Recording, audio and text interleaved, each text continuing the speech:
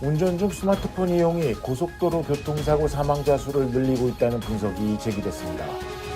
미국에서 퇴출 압박을 받고 있는 틱톡이 모기업 바이트댄스와 분리를 검토 중인 것으로 알려졌습니다. 라과디아 공항 에어트레인 프로젝트가 자금의 경제성을 이유로 무산됐습니다.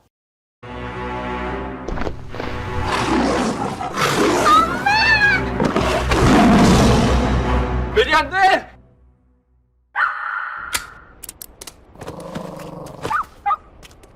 패티켓 지키셔야죠. 우리에게는 순한데. 주인에겐 순해도 타인에겐 사나울 수 있습니다. 그래서 반려인의 패티켓 알려드릴게요. 반려견과 외출 시 목줄을 꼭 착용해주세요. 배설물은 반드시 수거해주시고 반려동물 등록도 잊지 마세요. 하나 더, 일반인도 패티켓 지키셔야죠. 예쁘다고 함부로 만지지 마세요. 쉿! 반려견 앞에서 큰 소리를 내거나 갑자기 달려오면 놀랄 수 있어요. 모두를 위한 패티켓, 행복한 동행을 위한 기본입니다.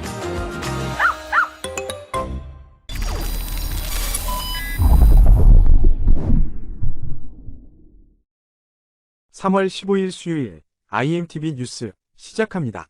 운전 중 스마트폰 사용이 늘어나면서 고속도로 교통사고 사망자 수도 증가하는 추세입니다.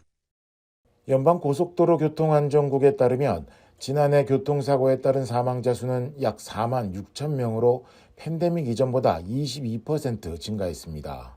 실제 경찰의 교통사고 보고 양식에 스마트폰 사용 등 주의 산만의 확인란이 없는 경우가 많고 카운티와 부서마다 다른 데이터 수집 방식으로 정확한 수치를 확인하기도 어렵습니다. 그러나 운전 중 스마트폰 사용이 인명사고로 이어지는 경우가 많다고 분석하고 있습니다. 실제 조사 결과 지난 2020년 고속도로 사망자 38,824명 중 3,142명이 스마트폰 사용 등의 주의 산만 운전으로 숨졌습니다. 지난해 트러블러스 보험사 설문조사에 따르면 응답자 중 77%는 운전 중 스마트폰을 사용한다고 답했습니다. 이 밖에 주의 산만 운전으로는 운전하면서 라디오 조작, 화장하기, 음식 섭취, 음료 마시기, 지도 및 동영상 보기 등이 포함됩니다.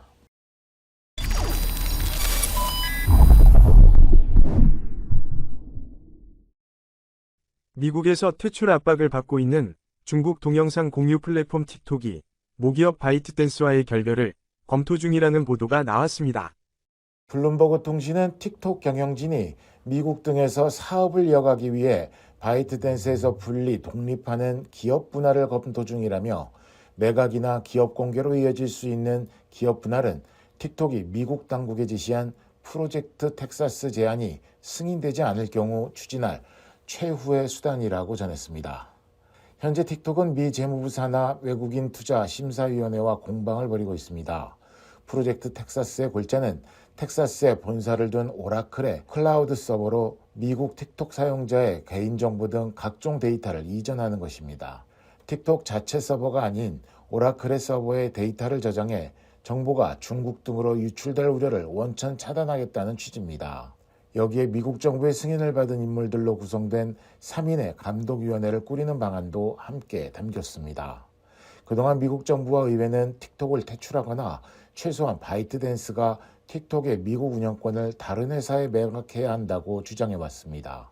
하지만 실제 분리는 최종적으로 중국 정부의 승인이 있어야 가능하기 때문에 분리 가능성은 현재 불투명한 상태입니다.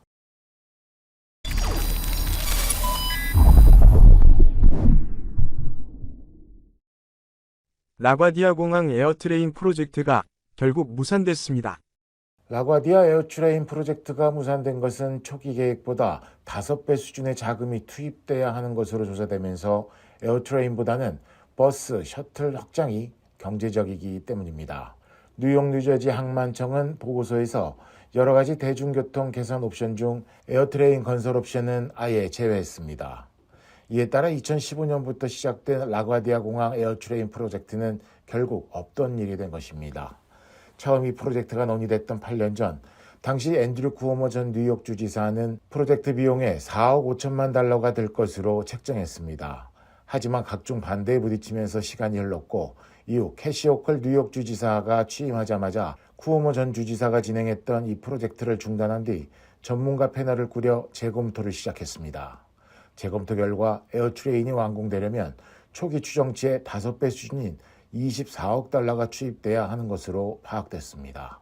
결국 전문가 채널은 에어트레인 대신 라과디아 공항행 버스 서비스를 늘리고 퀸즈 아스토리아 NW 노선역까지 오가는 전용 셔틀을 추가하는 옵션 등을 제시했습니다.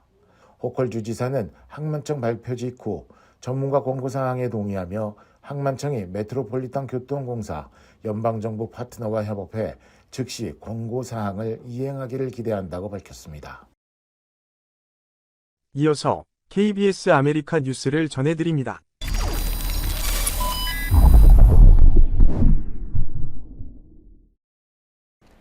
파산 절차를 밟고 있는 실리콘밸리 은행 본사가 금융당국의 관리 아래 사흘 만에 예금 인출 등 업무를 재개했습니다. 정부의 예금 전액 보호 결정에 따라 고객들의 동요는 없었지만 불안과 안도가 교차하는 모습입니다. 이영현 기자가 다녀왔습니다. 거래 정지가 풀린 첫날 실리콘밸리 은행 본사 앞에 긴 줄이 만들어졌습니다. 당장 돈이 필요한 스타트업과 벤처 캐피탈 관계자들입니다. 은행 직원들과 미 연방예금보험공사 직원들이 수시로 나와 고객들에게 절차를 설명하며 안심시킵니다. There is an extreme amount of volume, so probably a new process like that'll take longer. Okay. But you will be able to do it. This is an ongoing operation. Everything is safe and secure. 은행과 금융당국의 설명에도 불구하고 주말 동안 마음고생을 한 이용자들은 불안한 마음을 감추지 못했습니다. 100만 달러, 우리 돈 13억 원이 넘는 돈을 맡겨뒀다는 터커 씨도 은행 측의 안내와 달리 온라인 뱅킹이 되지 않아 아침부터 뛰어나왔습니다. Everything should be working and everything should be online, but the transferring wasn't working for me this morning. So, yeah, we just want to try to move some stuff around. 은행 측은 고객들에게 현금 인출이나 새 은행의 수표 발행, 다른 은행으로 송금 등 3가지 방법을 안내했습니다. 은행이 문을 연 지 2시간이 지난 현재 줄을 선 사람은 40명 가까이 됩니다. 지금 줄을 서면 앞으로 서너 시간을 더 기다려야 차례가 돌아오는 상황입니다. 자신의 돈을 안전하게 처리한 고객들은 그제서야 안도하면서도 당국의 강력한 처벌을 요청했습니다. Oh, a lot better, 100% better, for sure. Made decisions that was hurting the bank and then hurting the people. So as far as I'm concerned, it's some sort of crime that they need to be punished with. 한편 실리콘밸리 은행 주주들은 이런 위험이 발생할 가능성을 회사 측에 알렸어야 한다며 이 은행의 모기업 경영자들을 상대로 집단 소송을 제기한 것으로 알려졌습니다. 캘리포니아주 산타클레라에서 KBS 뉴스 이영현입니다. 시카고의 한 술집 경비원이 아시아계 여성들을 김정은이라고 불렀다가 인종차별 논란에 휩싸였습니다. 아시아계 여성 시드니 히긴스는 지난 11일 가족과 함께 시카고 리글리빌의 한 술집을 찾았다 불쾌한 일을 겪었습니다. 히긴스가 술집 안으로 들어가려 하자 경비원이 자신을 향해 "안 돼 김정은, 여기 있어" 라고 말했다는 것입니다. 이에 히긴스는 지금 뭐라고 했냐고 묻자 경비원은 "김정은, 아무 말도 하지 않았어" 라고 답했습니다.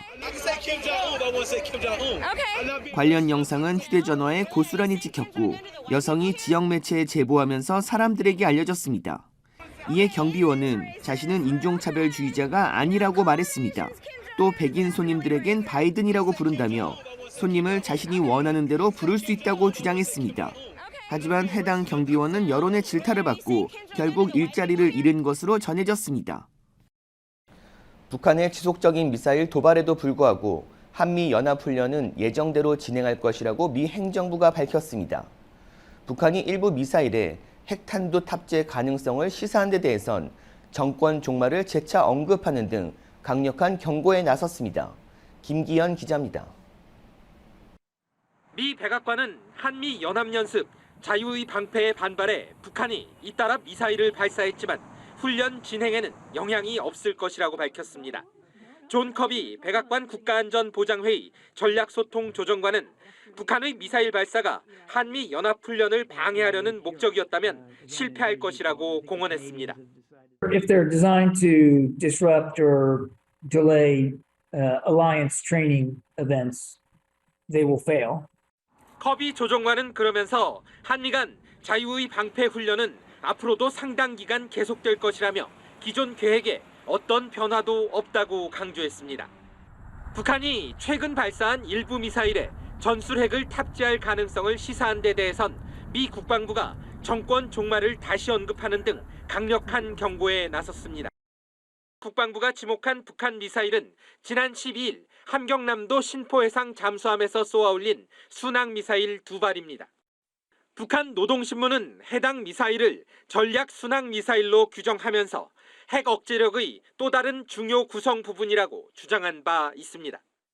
한편 미 국무부는 북한의 위협 등 영내 현안 전반에 공동 협력이 중요하다며 한일 정상회담 개최에 환영의 뜻을 밝혔습니다. 워싱턴에서 KBS 뉴스 김기현입니다.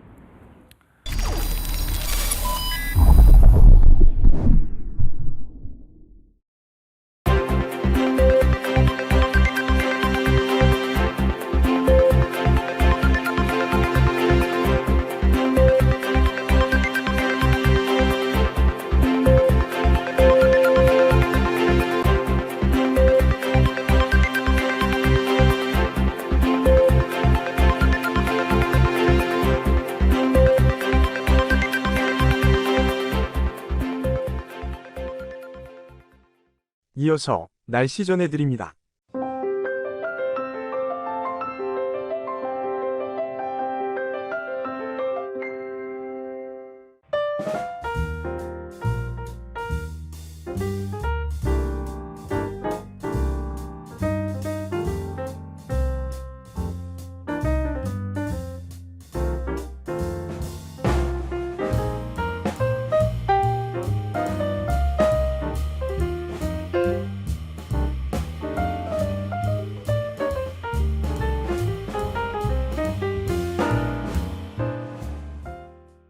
시청해주신 여러분, 고맙습니다.